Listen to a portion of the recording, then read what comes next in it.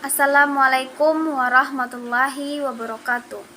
Perkenalkan, nama saya Rani Guspita, NIM 2121285. Saya akan membacakan hasil diskusi dari kelompok kami, yaitu tentang puasa-puasa sunnah. Yang pertama yaitu puasa Senin Kamis. Puasa Senin Kamis merupakan salah satu puasa sunnah yang apabila dikerjakan akan mendapatkan pahala serta kebaikan lainnya. Keutamaan yang didapat adalah menghapus kesalahan dan meninggikan derajat.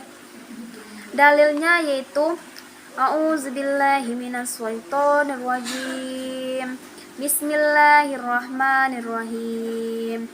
Inna Rasulullahi sallallahu alaihi wasallam kana yatahara siyamal isnaini wa khamis, yang artinya Rasulullah Shallallahu Alaihi Wasallam biasanya menaruh pilihan berpuasa pada hari Senin dan Kamis. Hadis riwayat An-Nasai nomor 2362. Waktu puasa Senin dan Kamis. Puasa Senin Kamis dilakukan hari Senin dan Kamis sejak terbit fajar atau saat subuh, kemudian diakhiri dengan waktu berbuka saat terbenamnya matahari atau maghrib tiba. Cara pelaksanaan puasa Senin Kamis. Yang pertama yaitu membaca niat. Niat puasa Senin. Bismillahirrahmanirrahim. Nawaitu sauma yaumal isnaini sunnatan lillahi ta'ala, yang artinya saya niat puasa hari Senin sunnah karena Allah Subhanahu wa ta'ala. Yang kedua yaitu niat puasa Kamis. Bismillahirrahmanirrahim. Nawaitu sauma yauma khamisi sunnatan lillahi ta'ala, yang artinya saya niat puasa hari Kamis sunnah karena Allah Subhanahu wa ta'ala. Tata cara yang kedua yaitu makan sahur. Salah satu sunnah puasa yang dilakukan akan mendapatkan pahala dan keberkahan. Yang ketiga yaitu menahan diri dari yang membatalkan puasa. Menahan diri dari hal yang membatalkan puasa waktunya dimulai sejak fajar hingga terbenamnya matahari. Yang keempat yaitu berbuka, yaitu masuknya waktu sholat maghrib. Yang kedua yaitu puasa 3 hari setiap bulan, tanggal 13, 14, dan 15. Pengertian dan dalilnya. Puasa 3 hari setiap bulan atau puasa Ayyamul Bidah itu seperti puasa setahun, merupakan ibadah madlah yang pelaksanaannya didasarkan pada dalil-dalil yang makbul. Dalam beberapa riwayat hadis tata cara puasa 3 hari setiap bulan itu ada beberapa cara, dan ini merupakan keringanan yang diberikan syariat kepada kita. Dalilnya yaitu Bismillahirrahmanirrahim. Kana Rasulullah sallallahu alaihi wasallam la yuftiru ayyamal bidi fi hadarin wala safad, yang artinya Rasulullah Shallallahu Alaihi Wasallam biasanya berpuasa pada Ayyamul Bidah ketika tidak berpergian maupun ketika bersafar. Hadis riwayat An-Nasai nomor 2347. Waktu pelaksanaan puasa 3 hari setiap bulan ini dikerjakan setiap tanggal 13, 14, dan 15 dalam kalender Hijriah. Puasa pertengahan bulan sering disebut dengan puasa Ayyamul Bidah. Yang ketiga yaitu cara pelaksanaan puasa 3 kali setiap bulan. Pelaksanaan puasa ini tidak jauh berbeda dengan puasa lainnya. Perbedaan hanya terletak pada niat dan waktu pengerjaannya. Puasa ini dapat dilakukan pada pertengahan bulan Hijriah dan diawali dengan membaca niat.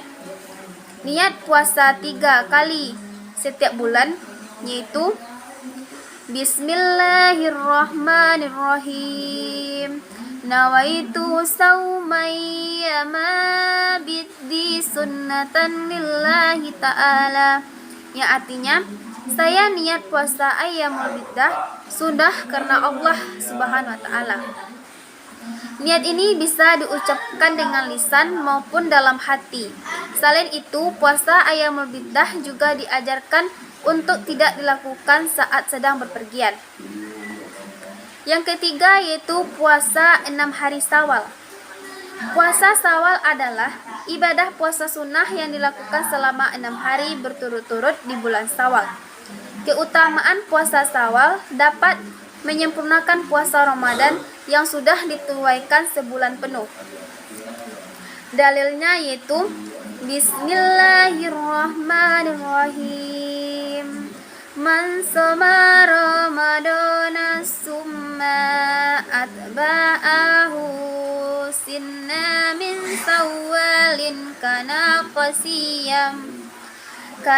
qasiyamid dur, yang artinya barang siapa yang berpuasa Ramadan kemudian berpuasa 6 hari di bulan Syawal, maka baginya pahala puasa selama setahun penuh. Hadis riwayat Muslim. Waktu pelaksanaan puasa Syawal. Puasa Syawal sebaiknya dilakukan tanggal 2 sampai 7 Syawal. Artinya sehari setelah perayaan Idul Fitri yang jatuh pada 1 Syawal. Puasa Syawal sudah bisa dilakukan. Seseorang boleh mengerjakan tidak berurut asalkan selama 6 hari dalam 1 bulan Syawal. Jika memiliki atau utang mengganti puasa saat Ramadan, puasa Syawal bisa dimanfaatkan untuk mengganti utang tersebut. Tata cara pelaksanaan puasa Syawal. Puasa Syawal dilakukan 6 hari di bulan Syawal. Yang kedua, lebih utama dilaksanakan sehari setelah Idul Fitri. Namun tidak mengapa jika diakhirkan asalkan masih di bulan Syawal. Yang ketiga yaitu lebih utama dilakukan secara berurut-urut. Namun tidak jika dilakukan tidak berurut. Yang keempat yaitu menunaikan puasa ganti terlebih dahulu agar mendapat keutamaan puasa Syawal. Yang kelima yaitu membaca niat puasa Syawal. Niatnya yaitu Bismillahirrahmanirrahim. Nawaitu sauma hadza yaumi an adai sunnatan fi sawalillahi ta'ala. Yang artinya aku niat puasa sunnah Syawal hari ini karena Allah Subhanahu wa taala. Yang keempat yaitu puasa Arafah. Puasa Arafah adalah puasa umat Islam pada hari Arafah, yaitu hari ke-9 dari bulan Zulhijjah. Puasa ini sangat dianjurkan bagi umat muslim yang tidak pergi haji atau bertetapan dengan pelaksanaan ibadah wukuf di Arafah yang dilakukan oleh jamaah haji. Keutamaan puasa ini diberikan kepada mereka yang sedang tidak menjalankan ibadah haji. Bagi yang mengerjakan dijanjikan ampunan dosa tahun lalu dan dosa tahun yang akan datang. Dalilnya yaitu Bismillahirrahmanirrahim. Ma min yaumi aksara min ayyuti qallahu fihi min nari min yaumi Arafah. Yang artinya tidak ada hari yang lebih banyak Allah bebaskan dari api neraka dibanding hari di Arafah. Waktu pelaksanaan puasa Arafah. Puasa Arafah dilaksanakan tepat 1 hari sebelum hari raya Idul Adha atau tanggal 9 Zulhijjah. Cara pelaksanaan puasa Arafah. Membaca niat puasa Arafah yaitu Bismillahirrahmanirrahim. Nawaitu sauma arafatan sunnatan lillahi ta'ala. Yang artinya saya niat puasa Arafah sunnah karena Allah Subhanahu wa taala. Yang kedua yaitu makan sahur. Yang ketiga menahan diri dari yang membatalkan puasa. Yang keempat berbuka bila waktunya sudah tiba. Selanjutnya akan dibacakan oleh teman saya Mifdatul Jannah. Sekian dari saya, terima kasih. Assalamualaikum warahmatullahi wabarakatuh. Nama saya Miftahul Jannah, NIM 2121297. Saya akan melanjutkan materi dari teman saya, yaitu yang kelima, puasa Asyura atau 10 Muharram. Puasa Asyura adalah puasa sunnah yang dilakukan di hari ke-10 di bulan Muharram, merupakan hari ketika Nabi Musa berpuasa sebagai wujud rasa syukur kepada Allah Subhanahu wa Ta'ala karena telah menyelamatkan Nabi Israel atau umat Nabi Musa kala itu dari kejaran musuhnya. Nabi SAW bersabda, A'udzubillahi minasyaitonirrajim. Bismillahirrahmanirrahim. Afdalus siyami ba'da ramadana syahrullahil muharramu wa afdalul salati ba'da faridatil salatul lail. Artinya, puasa yang paling utama setelah puasa Ramadan adalah puasa pada bulan Allah Muharram, sementara salat yang paling utama setelah salat wajib adalah salat malam. Hadis riwayat Muslim. Cara pelaksanaannya, disahkan untuk makan sahur sebelum masuk waktu subuh, membaca niat sebelum waktu subuh, setelah itu dilanjutkan menahan lapar, dahaga dan hawa nafsu lainnya sepanjang hari sampai waktu maghrib tiba. Buka puasa di waktu matahari terbenam ditandai dengan azan maghrib. Waktunya yaitu pada bulan 10 Muharram. 6. Puasa sepanjang bulan Sya'ban. Puasa Sya'ban adalah salah satu puasa sunnah di bulan Sya'ban dalam kalender Hijriah yang dapat ditunaikan oleh setiap muslim, baik laki-laki maupun perempuan yang sudah balik, berakal dan sehat untuk mengerjakan puasa. Kita dianjurkan untuk berpuasa sunnah pada bulan Sya'ban untuk menghormati bulan mulia ini. Waktu dan cara pelaksanaannya. Waktu pelaksanaannya sebaiknya dilakukan pada pertengahan bulan Sya'ban. Untuk cara pelaksanaannya masih sama seperti puasa lainnya, tetapi yang membedakan hanya pada waktu pelaksanaannya dan niatnya.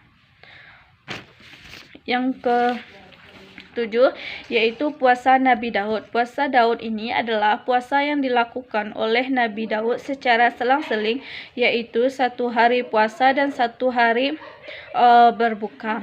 Puasa Daud adalah salah satu amalan yang dipercaya jika dilakukan akan mendapatkan pahala yang tinggi. Ada dalil Nabi yang artinya, puasa yang paling disukai oleh Allah adalah puasa Nabi Daud. Ia berpuasa 1 hari lalu berbuka 1 hari. Dan salat yang paling disukai oleh Allah adalah salat Nabi Daud. Ia tidur 1/2 malam, bangun 1/3-nya, lalu tidur 1/6-nya. Hadis riwayat Bukhari. Waktu dan cara pelaksanaannya. Waktu puasa Nabi Daud dilakukan secara selang-seling. Cara pelaksanaannya sama seperti puasa pada umumnya, yang membedakan hanya niat dan waktu pelaksanaannya. Sekian yang dapat saya sampaikan. Saya sudahi. Assalamualaikum warahmatullahi wabarakatuh. Poin yang B yaitu hal-hal yang terkait dengan puasa sunnah. Yang pertama, kebolehan berniat puasa sunnah itu setelah terbit fajar. Puasa sunnah berbeda dengan puasa wajib, yaitu puasa sunnah boleh diniatkan setelah terbit fajar hingga tergelincir matahari, dengan syarat semenjak terbit fajar belum ada makan, belum ada minum sesuatu apapun. Nah, yang kedua yaitu pembatalan terhadap puasa sunnah. Dalam puasa sunnah, ulama bersepakat boleh dalam pembatalan puasa sunnah apabila memiliki uzur, ya. Apabila tidak sanggup boleh untuk melakukan pembatalan puasa sunnah. Dan apabila telah batal, maka ada perbedaan pendapat ulama tentang mengqada puasa sunnah. Menurut Imam Hanafi dan Imam Maliki, bahwa mengqada puasa sunnah hukumnya adalah wajib. Karena menurut mereka segala sesuatu yang merupa amal ibadah kepada Allah adalah hak Allah yang mesti dijaga dari pembatalan. Dan sedangkan menurut Imam Syafi'i dan menurut Imam Hambali, bahwa mengqada puasa sunnah hukumnya adalah tidak wajib. Karena menurut Imam Syafi'i, segala amal sunnah selain haji dan umrah maka tidak wajib untuk disempurnakan. Dan jikalaupun dilakukan qada, maka hukumnya tetaplah menjadi sunnah. Baiklah, sekian makalah dari kelompok kami. Assalamualaikum warahmatullahi wabarakatuh.